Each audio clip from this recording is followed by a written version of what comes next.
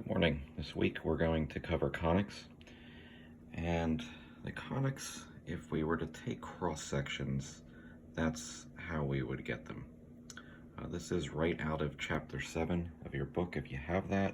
If not, I have the videos here, page 422. Okay, so we're gonna start with the parabola. We're gonna start with this one here, and we'll go to the circle and the ellipse and then the hyperbola. Moving over here to our first key concept, we can see the standard form for the equations of the parabola, which I also have on that worksheet for you to review. You can see that the orientation of the parabolas here is different when we exchange the x and the y. That changes the shape or the direction where it goes. If p is positive, we're going to have concave up. If it's negative, we're going to have concave down. And over here we have right-left orientation. If we move our x and y, if p is positive, it's going to have a right orientation, or open up to the right.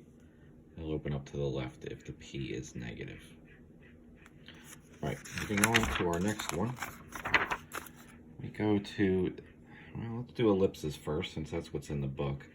I'm not going to cover too much of this. Just know if you have a circle equation and it's got a whole bunch of stuff attached to it, maybe the x and the y have 1/4, or there's something that's multiplied. I refer to it as stuff. It's going to change that circle. It's going to stretch it out, either up, down, or left, right. It's going to make it wider or taller. Okay, and that's for the ellipses. We don't do too much with the ellipses, but you do at least need to identify them. I don't want to get too complex into the graphing calculator. Besides an AP calculus, it's mostly parabolas and it's mostly circles. You don't really do ellipses and hyperbolas too much, but it is important to be able to identify by the equation and by the graph itself.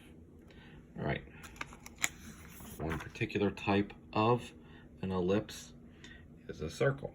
The circle equation takes that ellipse equation and makes it a lot simpler. We don't have an a or a b squared. It just, those become 1, or they become equal, so they cancel out, and we have our circle equation. If we look down here, we can see in the book here we got a parabola. There's a circle. And we can see the equation that goes with that circle. And we can see it gets a little messier when we go to the ellipse. So this one, we can see that the equation is nice and clean. We go down to this figure right here, and we can see we have some, what I call stuff, attached to the x and y. They're not equal anymore. The stuff isn't equal attached to the x and y, and ellipse is what happens. Well, the hyperbola is a very interesting graph. The only differences between the hyperbola and the ellipse, it's basically we're splitting the ellipse in half and then splitting it to the other sides, is we have a minus sign here. That's the big difference. The x and the y are interchangeable except for the a and b, and that's a minor difference there.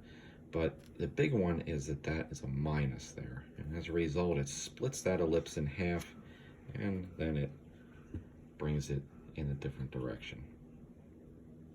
Here's the other one right here for a hyperbola.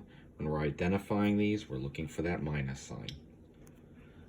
We're not going to be solving any of these or doing any of this stuff, or trying to find vertices and foci and stuff. We're not going to do any of that stuff.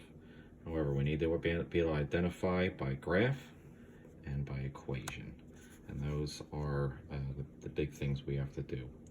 On Wednesday, we'll go into graphing calculators, maneuvering the equation so that we can put it in the graphing calculator. And there's one trick that we have to do when we don't have a one-to-one relationship, which happens a lot with these. But we'll cover that on Wednesday. All right.